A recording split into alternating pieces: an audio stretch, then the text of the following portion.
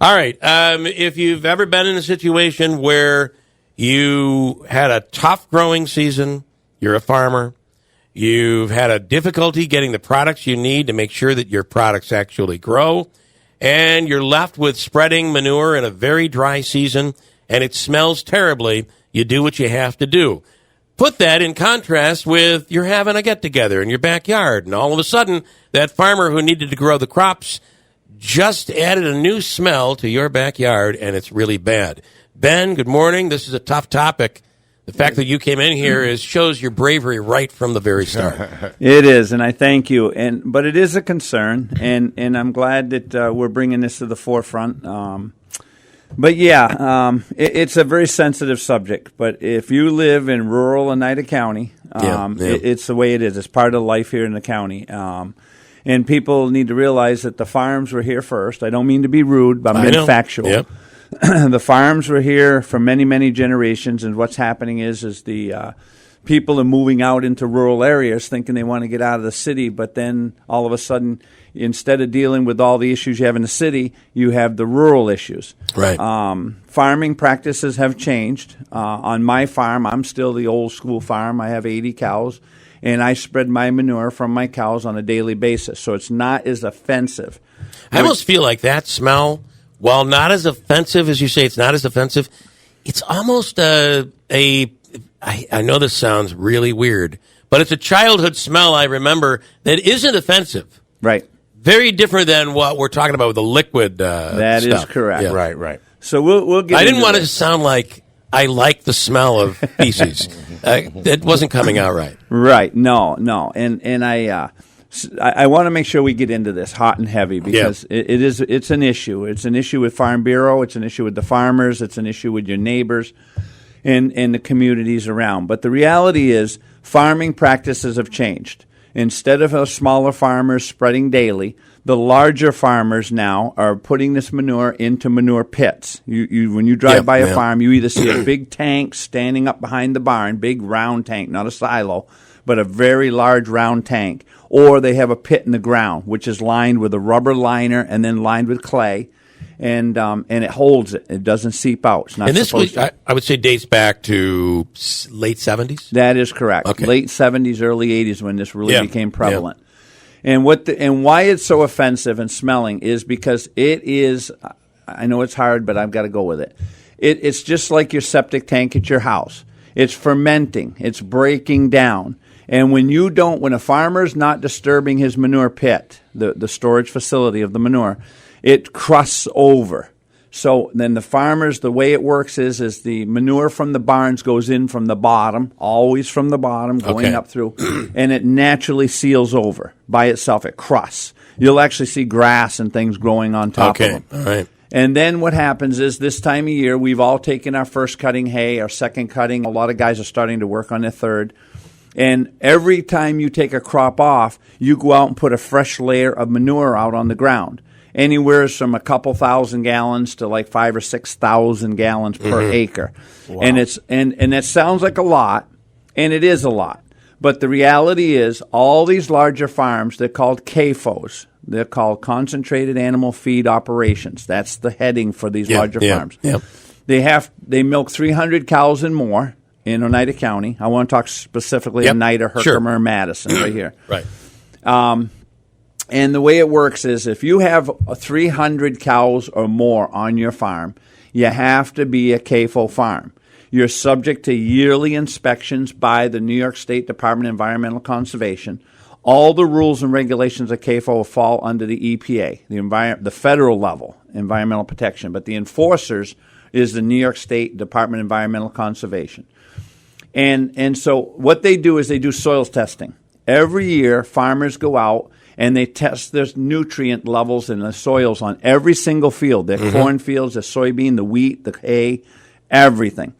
And then there's a prescribed prescription of how many gallons per acre it needs to replenish that soil from the crop you're removing. The reason it's so offensive to all the neighbors, and I'm very familiar with it because they're scattered all around Oneida County, some of the large dairies, it's the fermentation of it setting in that manure pit.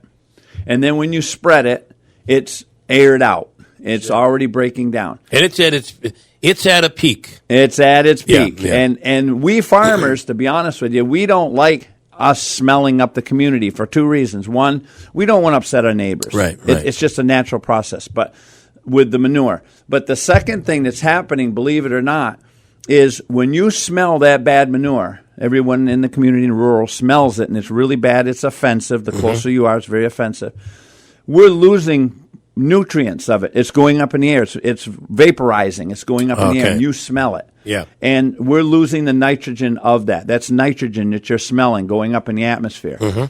So the new technology now is, and we have some in Oneida County that are doing this, is in the spring of the year, you'll see them with a very large pipe, just like a fire department. They put a big tank beside the road, like when there's a fire. Yep. The fire department puts a big tank by the house is burning, and then everybody feeds out of that tank and puts it on the fire. Same thing with the manure. They'll put a big, large tank beside the road, and then a tanker truck will pump it out of the manure pit into a large tank, and then they have a very large hose that hooks to a tractor and directly injects that manure into the soil so the smell doesn't escape. You don't lose any of it. But on grass, there is no way to inject liquid manure into a hayfield and keep the smoothness of your lawn. I see. You follow me? Just like your lawn. Our fields are like a lawn. We have to cut them. And you need it to be. And you need it to be fertilized because you've taken crop after crop after crop. But if anybody thinks that that people are overloading, them days are gone. Because the rules or the laws of I call it the game, but the rules. That was going to be my next question is about the safety. Yep. You hear people fearing it's seeping into their drinking water, especially in those rural areas. Those people, they get their drinking water from a well. Yep. So you're saying this is highly, highly regulated. Very highly regulated. Does it happen? Do accidents happen? Absolutely. Yep. Just like a truck tipping over diesel fuel. Yep. It does happen. That's why we have insurance companies. But I will tell you that the DEC, when you have a spill on your farm of manure, and the DEC finds out about it, and the farmer didn't call, that's an automatic fine for you not calling. Wow. The farmer gets in trouble. Then they come out and they determine exactly what happened, what the severity is. And then if you contaminate somebody's well, and it does happen, we've had it happen, the farmer's insurance company is responsible. The farmer gets a big spanking. It just doesn't go away. It isn't like, oh, well, he contaminated my well and everybody walked away. There are consequences, Very which means stiff. Safety is extremely important to the farmer. Yes, and I'll tell you how highly regulated these guys are, these CAFO farmers. When the DEC comes out and does a yearly inspection, they're looking for not just the manure on your farm, but the fuel storage on your farm. But we're going to back this up and talk about manure. They even come back and check the records of how you maintain the equipment that is handling the manure. Wow. And if you don't have proper records like maintaining tire pressures and greasing the equipment and keeping it repaired, or if they walk by that manure spreader, that great big huge liquid tank machine that's on a truck or a tractor, and they see that it's leaking, you have a ticket just as bad as almost you have a fuel spill. It's very highly regulated, very expensive for the farmer. So my advice when we were off the air, you were talking about farmers and people having parties, and this is party season. How do we all balance and live together? It's a twofold. Yeah. And I know I'm going to get in trouble, but it's real. All right, I want you to stop right there. I have a news break I have to take, and that was just the perfect tease. So as long as you're okay with hanging, I'm fine. And we can take a couple of phone calls if people have questions. But the end of the day, we rely on you. Thank you. To provide. The first thing we're going to do is complain if we can't get the products we need. Right. And when the prices go up, we're all up in arms. Yep. But at the same time, there's got to be a give and take here, and I think we all have to find a way to work together, and that's why I'm doing this. And we can help you. I love it. And so stand by. This is the important part, he ended with. We have in studio right now Ben Simons, Oneida County, in the leader in the Oneida County farming industry. We're talking about the spreading of manure and the smell and the backyard parties, but at the same time, we have to get these fields taken care of. And Ben, you were about to drop a bomb here. Yep. So like we started out, this is party season. Everybody's having parties at their places. There's summer get-togethers, family reunions, and people from out of town coming in town, and everybody's getting together. The best thing, the way to handle this is everybody in a farm community has a responsibility. Everyone, including the farmer too. I'm a farmer and I have the responsibility too. So if you know you're going to have a party at your place and you're in a farm community and the air is all nice and fresh like it is this morning in parts of the county, don't be afraid to reach out to your farmer neighbor that's farming the land near you and say, hey, listen, we're going to have a party, and just let the farmer know.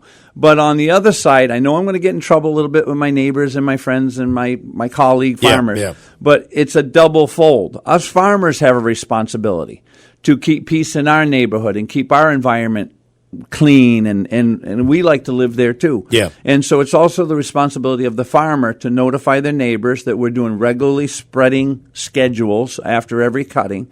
And so farmers know what's going on in their neighborhood because they live there. They live, they work, they stay there. They know what traffic's up and down the road, and they know who likes to have parties and who doesn't, and what's going on in their neighborhood.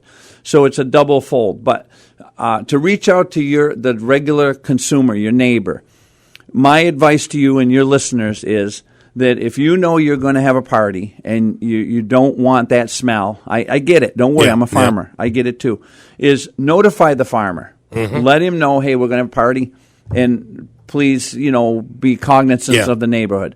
But while you're seeing manure being spread right now, the forecast is we're going to have 100-degree weather here in the next day or so, today, tomorrow, and thunderstorms. So farmers are trying to get that manure out on their land so that the rainwater will wash that into the ground. Right after rain, you don't smell it. It's gone. Right. But the process between the time it's spread and the time it rains, and the weatherman. It's going to be hot. It's going to be hot, and there's nothing worse than hot, humid weather to suppress the smell and keep it at the ground level. So these next few days, if farmers are out spreading, it's going to be offensive. Be rough. But at the end of the day, the liquid manure is environmentally friendly to your property. It really is. You take a farmer like me that spreads every single day on our land. We're applying that manure every day, and when it rains, it tends to run away. And we spread year-round, summer, spring, fall, snow, and everything. When the snow melts, it runs into the town ditches and goes away. Liquid manure is very absorbent to plants, very. So when the soil temperature gets above 40 degrees, that's the trigger right there. When it's 40 degrees, farmers go out and spread that liquid manure because the plants can take it and utilize it. But if we get some of those monsoon 2-inch rains that nobody expects, it tends to move. And the way the CAFO program works is there's buffers. We're not supposed to spread within 50 feet of a ditch. We're supposed to say like 100+ feet away from anybody's water sources. We're supposed to say 50 feet away from property lines, like a neighbor. You're not supposed to spread right up to the property line because it does move by the weather. I would suggest that if you're going to have a party in your backyard, that you invite the farmer. Perfect. Hello. That's perfect. That's the way to do it. And have a line of communication with your farmer. And to have that relationship where everybody's friends, it makes life a lot easier. It does. The main thing is, you just said it, Bill, is Mr. Keeler, is communicate with your neighbor. Just communicate. He'll work with you. He has to live there too.